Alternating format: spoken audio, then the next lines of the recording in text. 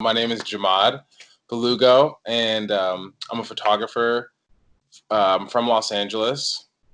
I recently moved back to Los Angeles from New York due to COVID, and as you can read in the article, breakup and just things happened in life, and taking care of my mom. So yeah, I'm here based in Los Angeles. How long have you been doing photography for?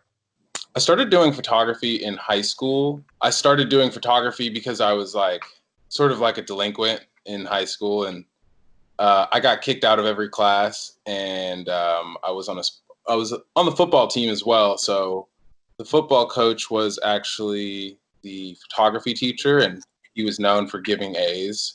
So I was put in his class to get an A, basically, and he really forced me. He really forced me to earn my A in that class, which resulted in me shooting tons and tons of rolls of black and white, and I was just getting slammed by him. So he really just like forced me to, whether I liked it or not, to learn photography. So I've been doing it since high school. So I guess I graduated high school in, oh my gosh, 2009. So since like 2007. During this quarantine time, during the lockdown, what have you learned about yourself creatively? I think that from an artistic point of view and as an artist, I think that I've learned that a lot of my art making comes from what is immediately around me, so things happening sort of organically. I made a body of work of, I was living in the South in college, and I made a body of work of small churches because like there was an overabundance of these like small Black Baptist churches. And it was because it was like in my face and I saw it every day. And I've realized that that's sort of my creative process. And I sort of analyze the things that are around me in my daily life and turn them into photographs. And if I can make it into a story, then I do. When did you, found an interest in fashion?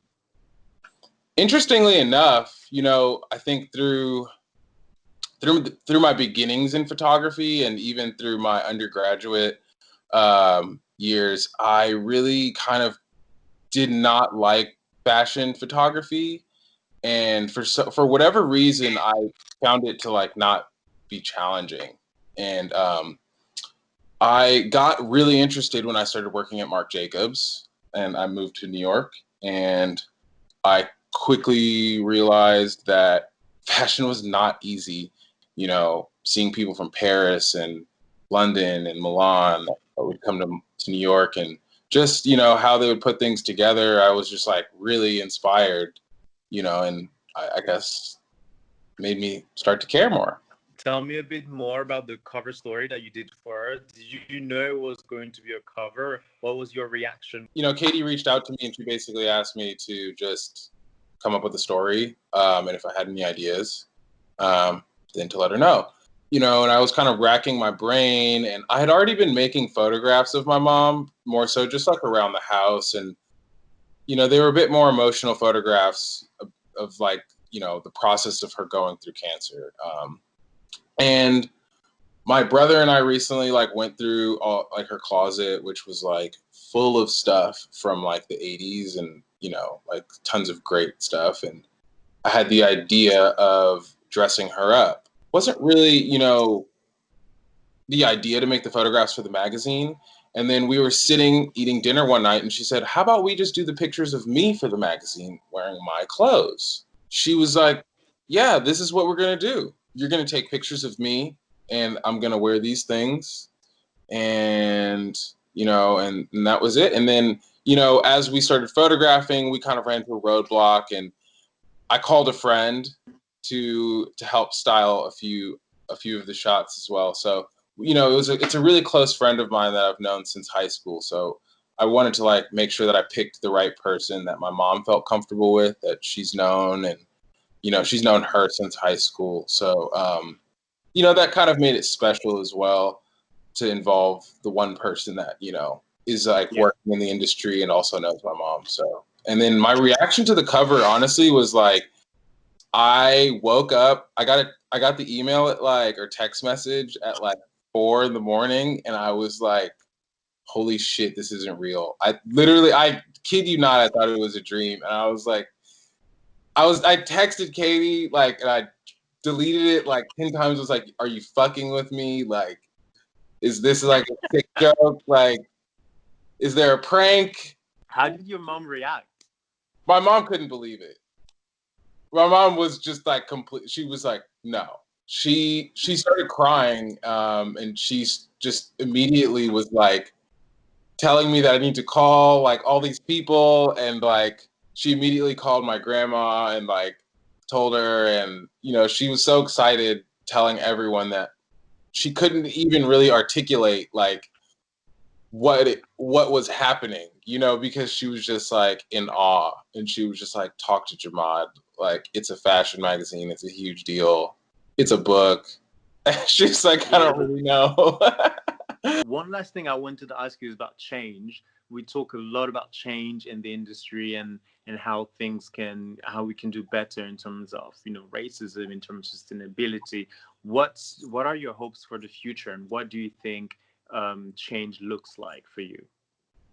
Man, that's a heavy question. I think The last one. yeah, and I think, you know, I think that like this conversation of change really is important. With the conversation of change, we really need to focus on things that we can change, like in the immediate, you know, in the immediacy. Katie giving me and like everyone this opportunity to be on the cover is her making her change, in that's exactly where she can do it, you know, and she did it. And it's like, hats off to Katie. Shout out to Katie, obviously. Thank you. But I think that a lot of people need to like look inwards and realize that like we have, yes, been making change in our industry, but in the greater scheme of things, like from the photo perspective, like there's really no like Black photographers to look up to.